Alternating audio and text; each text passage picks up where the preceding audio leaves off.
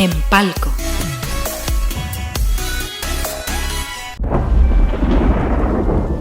The Virgil was built in 1923. Today, it's one of the most exclusive buildings in Manhattan.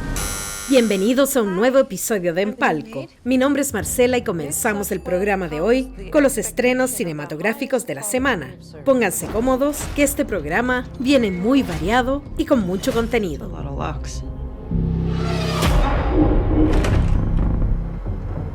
This building is a temple to Satan. Each month we must pay with a human sacrifice. Mientras menos sepas de Te van a matar, mejor.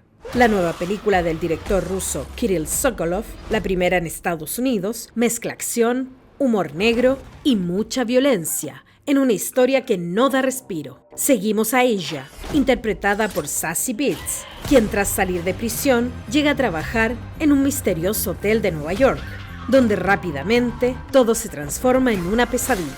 Con claras influencias de Tarantino y Sam Raimi, la cinta apuesta por el exceso, sangre, caos y giros que a veces parecen predecibles, pero que logran mantener el ritmo. No es una película que busque reinventar el género, pero sí entretener sin complejos. Ideal para quienes disfrutan del cine más desatado y estilizado. Te van a matar ya se encuentra disponible en salas de cine del país. Y nuestra reseña completa la lees en enpalco.cl. Our offering is on the loose. Be on the lookout. I just dropped her picture in the group chat. Fuck you. No, fuck you. No, bitch. Fuck you. Fuck you! I don't know what is going on in here. But Ray, I am in a forgiving mood.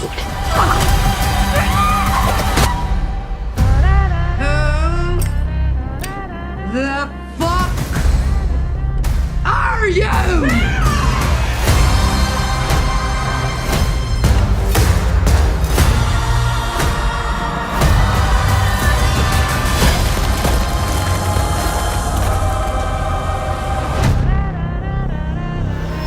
Where did you learn how to fight like that? Prison.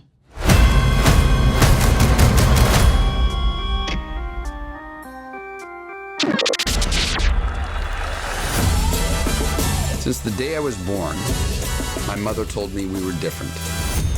She had been disowned by her family, but someday I would become the sole heir. ¿Hasta dónde llegarías por una herencia de miles de millones? Glenn Powell regresa a la pantalla grande con Jugada Maestra, un thriller cargado de ambición y un humor negro muy afilado. Bajo la dirección de John Patton Ford, Powell interpreta a un heredero dispuesto a todo por recuperar su fortuna. Lo acompañan Margaret Qualley y Ed Harris en un juego de engaños donde nadie es quien dice ser. Inspirada en el clásico Ocho Sentenciados, la película es una sátira elegante, audaz y visualmente impecable que no da respiro. Jugada Maestra se encuentra en salas de cine del país. I'm sure you'll make a killing.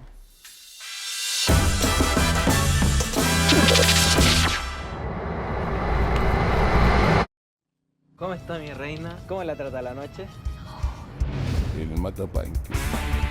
Esta semana se estrena Matapanqui, la ópera prima de Diego Fuentes, una película que parece hecha desde la precariedad absoluta, pero que justamente en ese estilo encuentra su identidad. La historia sigue a Ricardo, un joven punk que tras beber un misterioso trago adquiere fuerza sobrehumana, desatando una serie de situaciones tan absurdas como impredecibles. Entre carretes, tocatas y persecuciones delirantes, la cinta construye un relato que mezcla el cine underground con el humor más caótico. Con un paso destacado por el Festival Internacional de Cine de Berlín, donde obtuvo una mención especial, Matapanqui se posiciona como una de las propuestas más inclasificables del cine chileno reciente. De las manos de sus portadores, por un enemigo implacable. Cállate, gringo culiao, si no entiendo ni una weá la que estés diciendo, weón.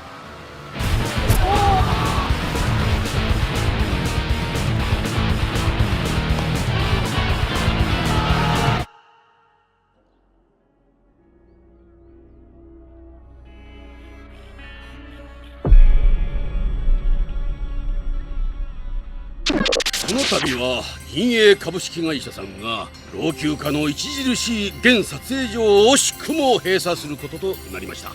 Vuelve a los cines Millennium Actress, la aclamada película de Satoshi Kon, considerada una de las grandes joyas de la animación japonesa. La historia sigue a Chiyoko Fujiwara, una legendaria actriz que al ser entrevistada comienza a relatar su vida, pero lo que parte como un recuerdo pronto se transforma en un viaje donde el cine y la realidad se entrelazan, recorriendo distintas épocas, películas y emociones. Una oportunidad imperdible para redescubrir en pantalla grande una película que no solo emociona, sino que también recuerda el poder del cine para construir y reconstruir nuestras propias historias. 私一目あの人に会いたいんです。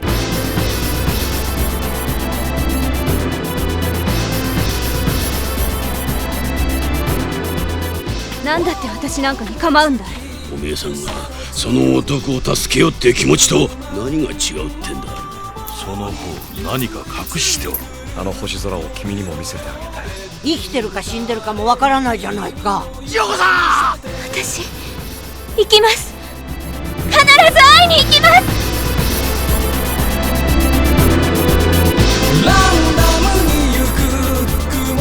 ごっつドラマティックや。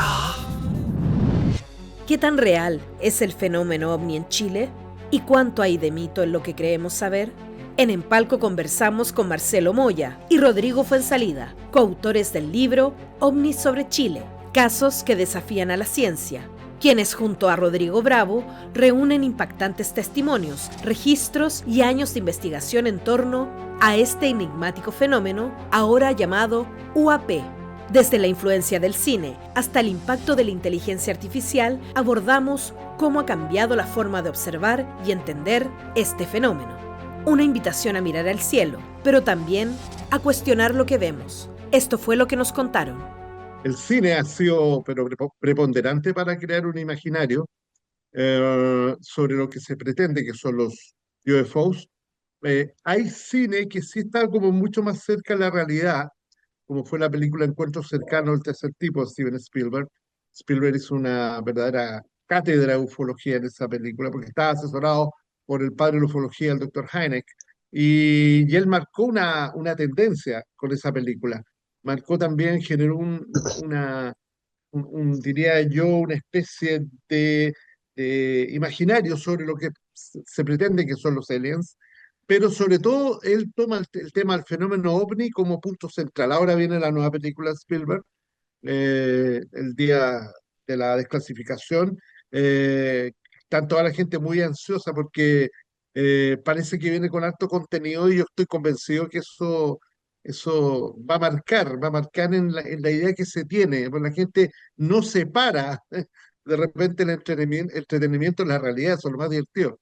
La gente no sabe que debería separar. Teníamos, como te digo, un background en estar detrás de eventos importantes como han sido los congresos mundiales de ufología que hemos realizado en Ayón, el debate en las FIDAE, por otro lado, Marcelo como comunicador también, y uno de los co-creadores ahí de los asesores del programa de canal UCB sobre los ovnis, miembro de Ayón también, analista de imágenes, y del CFA, de lo que fue el Comité de la Aeronáutica, por otro lado, Rodrigo, el hombre de los ovnis del Ejército. Entonces dijimos, tenemos acá un potencial y seleccionemos lo que nosotros estemos sintiendo que tiene mayor, que pase todos los filtros y hagamos esto público.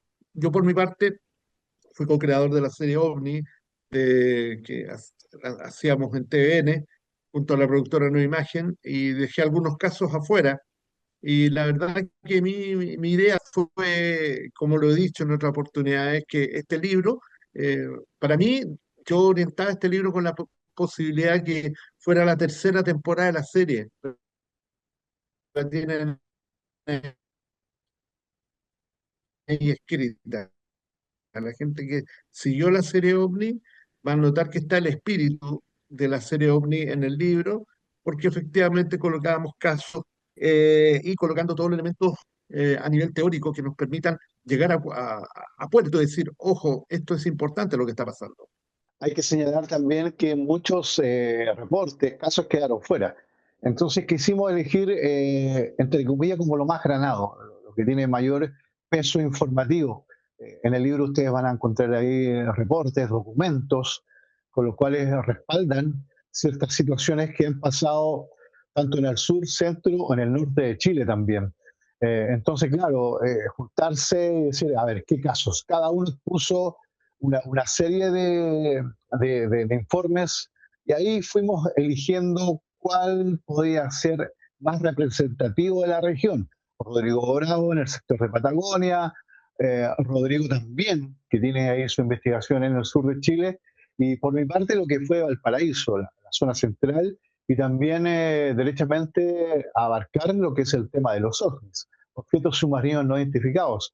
Entonces, a mi entender, no fue una tarea muy difícil. Es decir, obviamente quedaron casos afuera. Yo creo que por ahí se viene alguna sorpresa por ahí, me gustaría, porque plasmar esos casos que están ahí a la banca, hablando futbolísticamente, están bonitos, tienen buena factura. Así que no fue tanto la discusión. Bueno, como dice Rodrigo, durante años hemos venido conversando y bueno, se puso la idea de generar esta obra y claro, ahí a medida que pasaba el tiempo fuimos aportando cada uno nuestro material. En términos históricos, Chile, eh, tenemos reportes de hace más de, diría yo, 500 años atrás en torno al tema de los no identificados.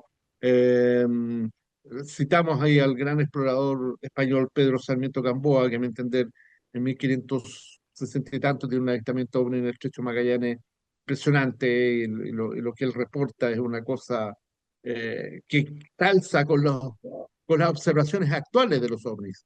Eh, si los ovnis en sí son un misterio, todavía es más misterioso saber por qué aparecen tanto. Quizá hay algunas variables.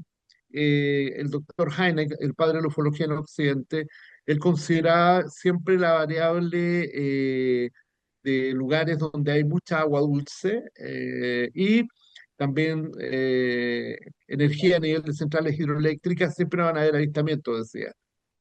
Probablemente puede que sean cultura, algún tipo de forma de vida que tengan algún tipo de interés minero, por ejemplo, por el hecho que se ven generalmente en lugares donde hay mucho oro, mucho cuarzo, eh, también cobre.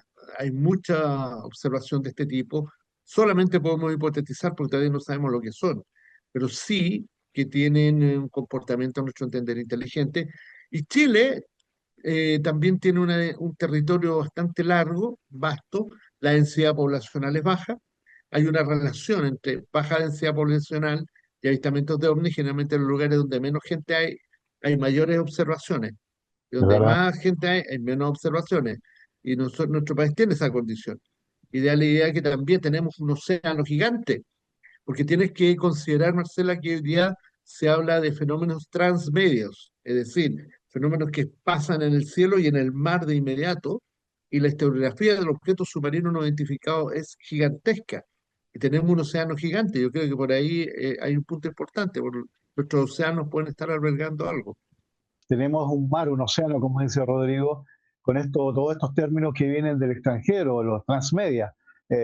Yo prefiero llamarlos OSNIs, objetos submarinos no identificados. Si bien es cierto, se ven entrando al mar, pero también se ven saliendo. Y eso también lo dejamos ahí escrito en el libro, obviamente, donde hay personas que estaban realizando su servicio militar y se topan con estas situaciones que hasta el día de hoy no pueden explicar de manera racional. Entonces, es un cúmulo de situaciones. Yo creo que Chile todavía, en cuanto no solamente al tema de los ovnis, siempre, claro, estamos mirando el cielo, pero ¿qué pasa en el mar? Yo creo que en este último punto, yo creo que Chile tiene mucho que entregar todavía. Por ejemplo, acá en Chile tuvimos a Jorge Martínez Puch, quien Sí, te iba a fue, digamos, preguntar sobre eso, comandante en justamente.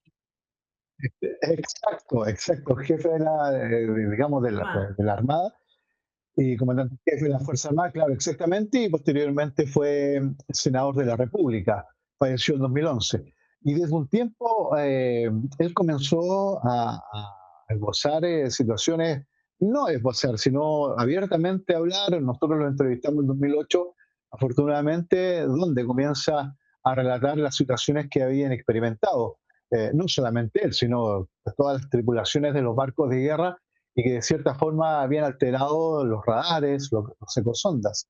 Y hay que hacer un paréntesis, porque en parte de su entrevista menciona que ellos tienen una especie de informe, un protocolo, donde se señalan diversas situaciones que son explicadas. Por ejemplo, cardúmenes de peces, aumento de temperatura en ciertas zonas de las profundidades, también lo que son la salinidad. El aumento de la salinidad también genera ciertas trazas en los secos, en la radar, y bueno, se encontraron con objetos que hablan derechamente de objetos. O sea, en un primer momento pensaron que era algún tipo de submarino, pero ese objeto se trasladó a una velocidad que hasta el día de hoy ningún elemento creado por la mano del hombre en el tema de los submarinos puede generar ese tipo de velocidad. Está en todas las librerías de norte a sur, así que traten de conseguir, porque es una invitación también a adquirir mayor conocimiento. En el tema de la historia, por ejemplo, Rodrigo lo comentaba con Pedro Sarmiento de Gamboa, año 1580 aproximadamente, logra ver algo que lo anota en su bitácora y la descripción, según lo que él vio, es algo totalmente extraño. Entonces también es una invitación no solamente a la persona que le gusta el tema, sino a la persona que se está iniciando también, porque ahí, por ejemplo, hay un informe que se contrasta con, por ejemplo, los radares. Cuando hay casos de radares, detecciones en radar, ahí expusimos, por ejemplo, las confusiones que se generan en estas instancias, con estos equipos tecnológicos, por ejemplo, los cambios de temperaturas, los denominados ángeles de radar. Entonces, eso también viene en el libro. Entonces, la persona que va a tener en su poder esta obra va a poder discernir o aprender a discernir qué caso o qué reporte tiene mayor relevancia, qué es lo que me sirve, qué es lo que no. Es decir, no quiero denominarlo como una guía, pero sí este libro está muy interesante porque lo hicimos con harto cariño, con harta dedicación, así que lo que van a tener en sus manos va a ser un trabajo de años, y bien como dice Rodrigo, el reporte en sí es interesante, y también hay un trabajo ahí por debajo que lo hicimos todos estos años y lo pudimos llevar ahí, como bien digo, al libro. Así que contentísimos, Marcelita, por la invitación a tu programa, y sí, se viene con todo. Y como dicen ahí, desafío a la ciencia, pero jugamos a local. No siempre estar mirando lo que pasa en Estados Unidos. Si bien es cierto interesante, pero ¿cómo está pasando en Chile que este libro lo viene a exponer? Exactamente. Y complementando lo que señala Marcelo, nuestro interés es que la gente lea, porque es la mejor manera de avanzar en esto. Lea libros, lean letras, tengan páginas en sus manos, es la mejor manera de avanzar.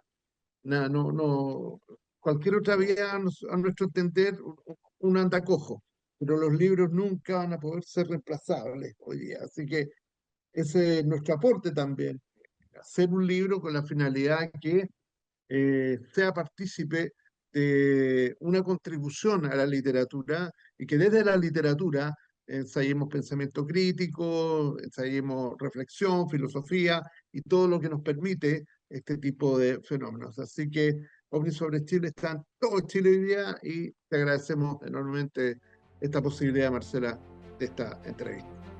Para ver esta y otras entrevistas, visita nuestro sitio web empalco.cl o suscríbete a nuestro canal de YouTube.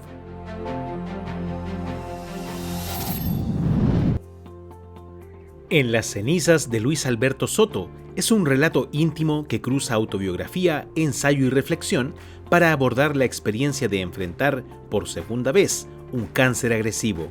A partir de este punto límite, el autor construye una escritura honesta y lúcida sobre la fragilidad, el miedo y el paso del tiempo, alejándose del dramatismo fácil para instalarse en la incertidumbre y en la búsqueda de sentido. Más que un libro sobre la enfermedad, es una mirada profundamente humana sobre cómo enfrentamos aquello que no podemos controlar. En Empalco conversamos con su autor, Luis Alberto Soto, sobre el origen de En las cenizas. Esto fue lo que nos dijo. Siempre tuve el bichito de escribir, ¿no? Soy un lector muy voraz. Y cuando me vino el primer cáncer, que era un cáncer que tenía un buen diagnóstico, un buen pronóstico, dije, esta es una buena oportunidad para, bueno, para empezar a escribir, ¿no? Y de alguna manera dar cuenta de esta experiencia por la que estoy pasando. Y escribí, creo, unas 25 páginas, una cosa así, pero no fui demasiado constante. Ahí quedaron, pasó este primer cáncer, salió todo bien, y yo volví a la vida y me volví a enrielar en la vida y ahí quedó, o sea, estas páginas guardadas en un cajón, ¿no? Y, y cuando vino el segundo cáncer, eh, con un diagnóstico que era bastante más agresivo, digamos, ¿no? Y con una probabilidad de sobrevivencia bastante más baja. Entonces volví a la escritura, pero ya como una cosa más bien de cómo ordeno todo este caos mental y emocional que significa un cáncer de estas características que hace que probablemente yo pueda estar muerto dentro de los próximos 2 años, ¿no? Entonces me puse a escribir con, con el objetivo básicamente de ordenar, de darle sentido, de poder reflexionar sobre lo que me pasaba, ¿no? Reflexionar sobre lo que había sido mi vida, ¿no? Y bueno, y tomé las páginas que había escrito antes, ¿no? Las encontré malísimas y las boté. Eh, y empecé a escribir retrospectivamente, digamos, ¿no? Eh, Mientras escribía más o menos en tiempo real con el segundo cáncer, pero también escribía un poco para atrás, ¿no? Y como decir, cómo lo, cómo cuento todo lo que pasó antes para darle sentido también a lo que está pasando ahora. Y le di y bueno, y de alguna manera al final del segundo cáncer, cuando ya salí y terminé la quimioterapia, tenía muchas páginas escritas y ahí dije ya, ok, ahora sí vamos a trabajar para darle forma de libro a esto, ¿no? O sea, ya hay material suficiente como para ordenarlo como un libro. Y lo que hice fue ordenarlo básicamente en dos cuadernos, un cuaderno que se refiere al primer cáncer y un segundo cuaderno que se refiere al segundo cáncer y lo ordené también como si fuera un diario de vida, aunque no es exactamente un diario de vida, porque en realidad se puede leer más bien como una novela o como un ensayo autobiográfico. eh, pero me pareció que el darle como la estructura de diario de vida le daba fuerza narrativa a esto, ¿no? Y por lo tanto, el libro tomó forma ya de verdad como a los 2 años de haber salido ya del segundo cáncer. En la primera, este era un cáncer de testículo que tenía una pequeña metástasis, pero que tenía un muy buen pronóstico, ¿no? O sea, me dijeron, mira, a este cáncer sobrevive entre 90 y 95% de los pacientes sobreviven, ¿no? Y por lo tanto, yo me lo tomé con la gravedad que tenía, pero más bien como un contratiempo, ¿no? O sea, ya, bueno, hay que hacer lo que hay que hacer, hay que Claro. operarse, hay que hacer la quimio, pero bueno, no me voy a morir de esto. Es es una lata, es una pérdida de tiempo toda esta historia, ¿no? Pero, eh, y entonces yo lo viví más bien ese como con rabia, ¿no? O sea, como con rabia en el sentido de decir, pero qué pérdida de tiempo tener que pasar Era un por todo cacho. esto. Es un cacho, o sea, no me voy a morir, entonces tener Ah, que hacer todo esto ¿no? Es un poco absurdo todo, ¿no? Entonces lo viví como con rabia y una vez que terminó, yo más bien el impulso fue como olvidarme ya, ¿no? Dar vuelta a la página, olvidarme, yo vuelvo a mi vida normal y chao pescado, ¿no? Pero cuando llega el segundo cáncer, que además llega en mitad de la pandemia, entonces sí, y ahí ya la cosa se pone más difícil, porque en el fondo Es un cáncer que es muy agresivo, que no tiene tan buen pronóstico, y donde efectivamente se me aparece la posibilidad de la muerte real y concreta pasado mañana, digamos, ¿no? Y ese sí, entonces, ahí sí hay un trabajo más introspectivo, ¿no? O sea, que me empiezo a preguntar primero, bueno, ¿por qué? ¿Qué está pasando? ¿Por qué? ¿Qué significa esto de volver a tener otro cáncer, ¿no? ¿Qué mensaje me está dando la vida, ¿no? El universo, y eso por una parte. Y luego, como la respuesta, la pregunta del por qué y el por qué a mí, en realidad no tiene respuestas a la pregunta. Es una pregunta un poco inútil en ese sentido. Empecé más bien a trabajar la pregunta del para qué. ¿Para qué me puede servir esto de cara a el futuro? ¿Cómo quiero vivir mi vida? El tiempo que me quede de vida, así sean 2 años o 30, cómo quiero vivirla, a revisar un poco lo que había sido mi vida y la manera en que yo la vivía, y empezar a descubrir una manera distinta de vivirla para adelante, digamos, ¿no? También pasa que entre uno y otro cáncer, también en el segundo cáncer sobre todo, aparece una reconexión con la vida espiritual que yo había dejado muy atrás de niño y adolescente, digamos, ¿no? Y, pero en el segundo cáncer, ya enfrentado a la posibilidad de la muerte, sí aparece una reconexión con la vida espiritual, que también es parte de los cambios que operan en mí a partir del segundo cáncer. Compañía y honestidad. Eh, el libro no pretende dar ninguna lección en particular, estoy contando una experiencia que es personal.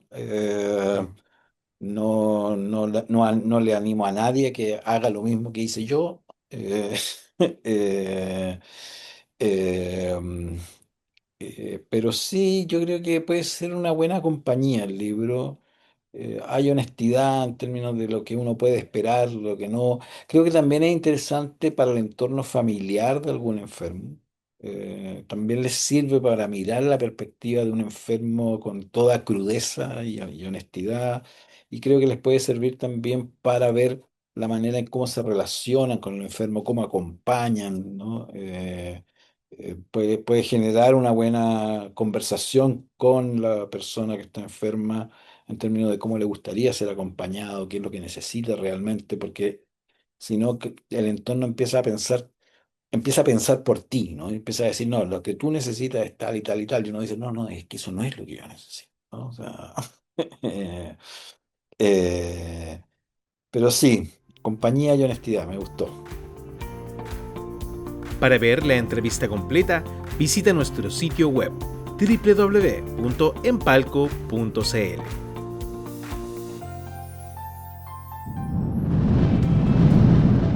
Hasta la próxima semana con un nuevo capítulo de Empalco. Recuerda seguirnos en redes sociales y suscribirte a nuestro canal de YouTube.